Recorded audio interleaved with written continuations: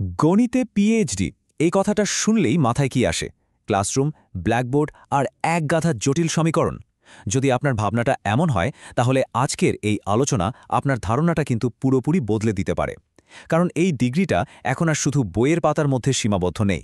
এটা হয়ে উঠেছে উদ্ভাবনের দুনিয়ায় প্রবেশের একটা দারুণ লঞ্চপ্যাড। চলুন এর গভীরে যাওয়া যাক। একটা প্রশ্ন কিন্তু প্রায়ই শোনা যায়, গণিতে পিএইচডি করে কি শুধুই অধ্যাপক হওয়া যায়? এই ডিগ্রিটা কি কেবলই গবেষণার তত্ত্বে চার দেয়ালের জন্য? উত্তরটা হলো একদমই না। সেই দিন আর নেই।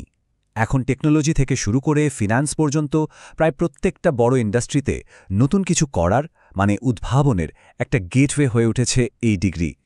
তাহলে চলুন, এই যে একটা গতানুগতিক ধারণা আছে না, যে গণিত মানেই চার দেয়ালের ভেতরের জগৎ, এই আইভরি টাওয়ারটা ভেঙেই দেখা যাক কিভাবে একটা গণিত পিএইচডি বাস্তব দুনিয়ায় দারুণ সব পরিবর্তন আনছে। আসলে এই ডিগ্রির আসল জাদুটা কিন্তু সার্টিফিকেটে না, বরং এর মাধ্যমে যে দক্ষতাগুলো তৈরি হয় সেগুলোকে একটা ইউনিভার্সাল টুলকিটের সাথে তুলনা করা যায়। মানে এমন কিছু টুলস যা দিয়ে যে কোনো ধরনের সমস্যার সমাধান করা সম্ভব। আর এই টুলকিটের সবচেয়ে দরকারি জিনিসটা কি জানেন? সেটা হলো গাণিতিক চিন্তাভাবনা। এর মানে কিন্তু শুধু সংখ্যা বা সূত্র নয়, বরং এটা হলো যে কোনো জটিল সমস্যাকে যুক্তি, নির্ভুলতা আর ডেটা দিয়ে বিচার করে সমাধান করার একটা অসাধারণ ক্ষমতা। আর বিশ্বের বড় বড় কোম্পানিগুলো কিন্তু এখন ঠিক এই দক্ষতাটাই খুঁজছে। আর এই দক্ষতাগুলো যে কতটা কাজের, সেটা এই স্লাইডটা দেখলেই পরিষ্কার বোঝা যায়। দেখুন, computer science, data science, finance থেকে শুরু করে একেবারে মেডিকেল রিসার্চ পর্যন্ত এমন কোনো আধুনিক ফিল্ড কি আছে যেখানে দরকার হয় না?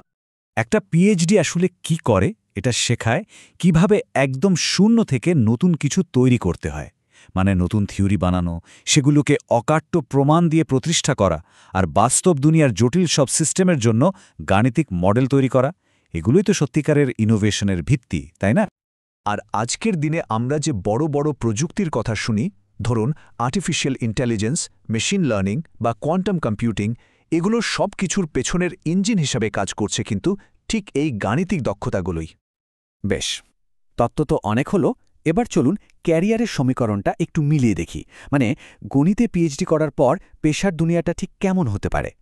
মজার ব্যাপার হলো, পথ কিন্তু মূলত তিন দিকে খোলা। ১. Hi tech industry, ২. সরকারি বিভিন্ন সেক্টর, আর ৩ নম্বরটা তো আমরা সবাই জানি, একাডেমিয়া বা শিক্ষাগত জগৎ। যেমন ধরুন ফিন্যান্স আর সাইবার সিকিউরিটির দুনিয়া। এখানে গণিতজ্ঞরা কোয়ান্ট হিসেবে কাজ করেন, যারা কোটি কোটি টাকার ট্রেডিং অ্যালগোরিদম ডিজাইন করেন। আবার তারাই ক্রিপ্টোগ্রাফার হিসেবে আমাদের পুরো ডিজিটাল দুনিয়াটাকে সুরক্ষিত রাখেন। দারুণ ব্যাপার, তাই না? টেক ইন্ডাস্ট্রির কথা তো আর নতুন করে বলার কিছু নেই।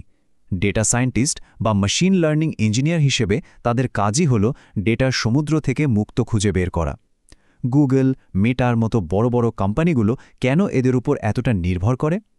কারণ তাদের পুরো বিজনেস মডেলটাই তো দাঁড়িয়ে আছে জটিল সব অ্যালগোরিদম আর অপটিমাইজেশনের উপর। শুধু প্রাইভেট সেক্টরই নয়, সরকারি কাজেও কিন্তু এদের অবদান বিশাল। দেশের নিরাপত্তা থেকে শুরু করে মহাকাশ গবেষণা, এমনকি কালকের আবহাওয়া কেমন থাকবে, এই সব জটিল আর গুরুত্বপূর্ণ পূর্বাভাসের পেছনেও কিন্তু রয়েছেন এই পিএইচডিধারীরা। আচ্ছা, এত কিছু তো জানা গেল, কিন্তু এখন সবচেয়ে গুরুত্বপূর্ণ প্রশ্নটা হলো, এই পথটা কি সবার জন্য সঠিক? চলুন এই ধাঁধার উত্তরটা খোঁজা যাক। দেখুন, বিষয়টা বেশ সহজ।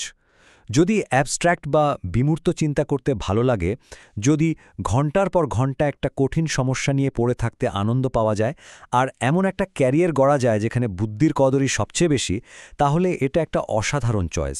অন্যদিকে যদি লক্ষ্য থাকে খুব তাড়াতাড়ি চাকরিতে ঢোকা বা প্রথম থেকে অনেক বেশি বেতন, তাহলে হয়তো অন্য কোনো বিকল্প ভাবা যেতে পারে। আসলে সারসংক্ষেপ করলে এটাই দাঁড়ায় যে গণিতে পিএইচডি এমন কিছু কেরিয়ারের দরজা খুলে দেয় যা একাধারে বুদ্ধিবৃত্তিকভাবে চ্যালেঞ্জিং এবং সমাজে তার প্রভাবও অনেক গভীর। তাহলে শেষ প্রশ্নটা সবার জন্য। আমাদের এই পৃথিবীটা তো দিন দিন গণিতের উপর আরও বেশি করে নির্ভরশীল হয়ে পড়ছে। এই বদলে যাওয়া পৃথিবীতে কোন বড় সমস্যাটার সমাধান আসবে আপনার হাত ধরে? ভাবার বিষয় কিন্তু।